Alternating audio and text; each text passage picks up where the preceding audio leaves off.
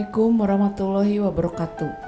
Para sahabat Lingkar Perempuan, kita berjumpa lagi dalam channel Lingkar Perempuan yang membahas kajian tentang perempuan, kisah dan kiprah perempuan dari perempuan dan untuk perempuan.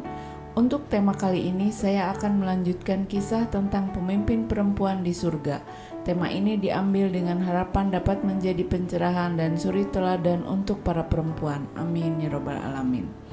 Rasulullah bersabda bahwa perempuan sempurna di dunia hanya ada 4, dan keempatnya akan menjadi pemimpin para perempuan ahli surga, yaitu Maryam binti Imran, Fatimah binti Rasulullah, Khadijah binti Huwailid, dan Asyiyah binti Muzahim. Hadis riwayat Muslim.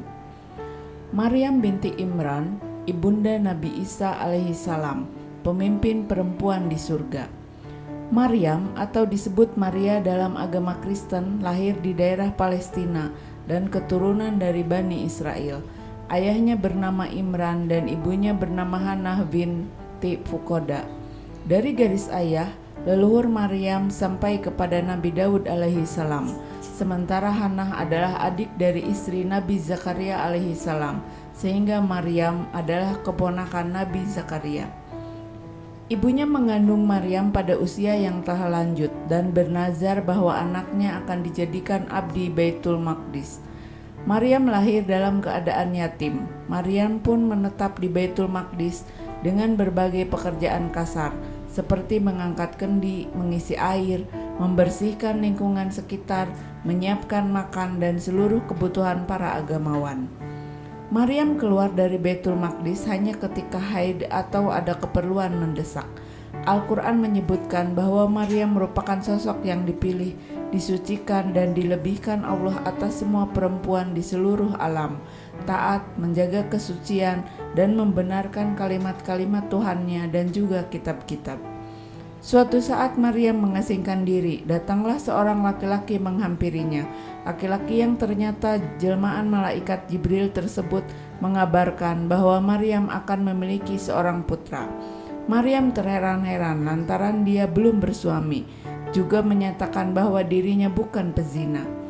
Tak berapa lama Maryam pun hamil dan pergi dari Baitul Maqdis, mengasingkan diri ke Bethlehem. Maryam melahirkan putranya Isa di Bethlehem antara tahun 6 sampai dengan 4 sebelum Masehi. Setelah melahirkan Isa, Maryam kembali ke tempat kaumnya.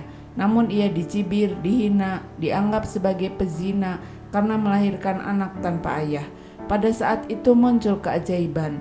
Isa yang menjawab cibiran terhadap Maryam ibunya.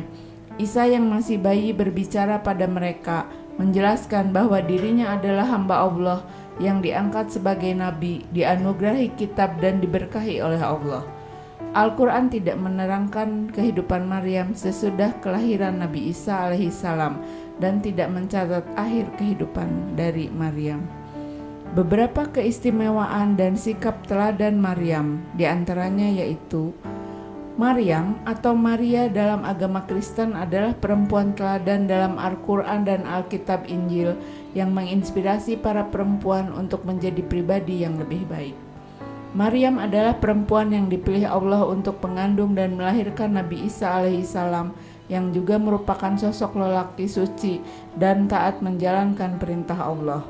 Allah berfirman pada kitab surat Al-Imran ayat 42 bahwa Maryam adalah perempuan terbaik di saat itu.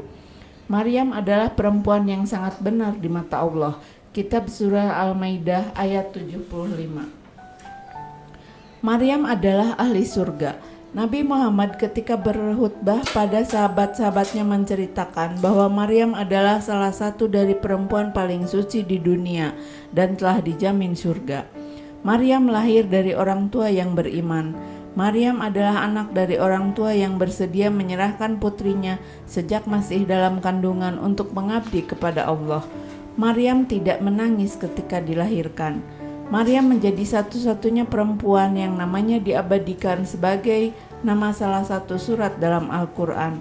Surat Maryam bahkan selalu dibaca oleh ibu hamil atau pasangan suami istri yang baru saja menikah sebagai satu bentuk ikhtiar agar dikaruniai anak yang solehah seperti Maryam.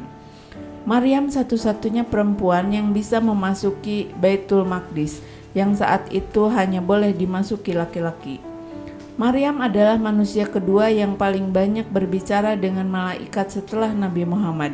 Di antaranya yaitu pada saat kehamilan dan anak yang akan menjadi Nabi Isa, kitab surat Maryam ayat 21, dan dialog dengan malaikat saat hendak melahirkan kemudian menggoyangkan pohon kurma hingga menjatuhkan buahnya, seperti dalam kitab surat Maryam ayat 24-26. Maryam diasuh oleh Nabi Zakaria alaihi salam. Ia mendapat hak asuh dan menjadi wali Maryam. Pada masa itu Nabi Zakaria belum memiliki anak. Beliau pun terus berdoa kepada Allah agar diberi anak karena melihat Maryam yang solehah dan ingin memiliki anak seperti Maryam. Hingga Allah mengabulkan doanya dengan diberi anak Nabi Yahya alaihi salam. Maryam sudah solehah sejak kecil. Pada usia 9 tahun sudah berpuasa dan bangun malam untuk beribadah, di mana anak lain masih bermain dengan teman-temannya.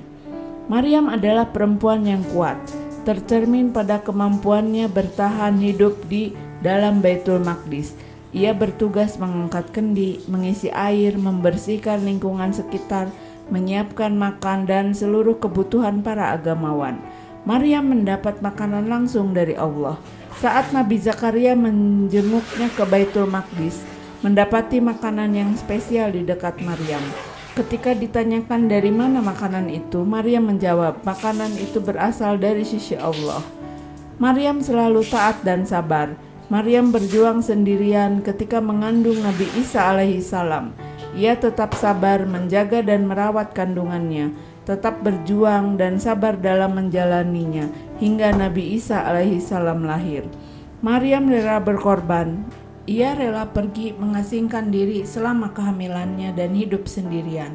Ia melakukannya dengan tulus dan rela berkorban demi menjalani perintah Allah Subhanahu wa taala. Demikian kisah Maryam binti Imran, ibunda Nabi Isa alaihi salam.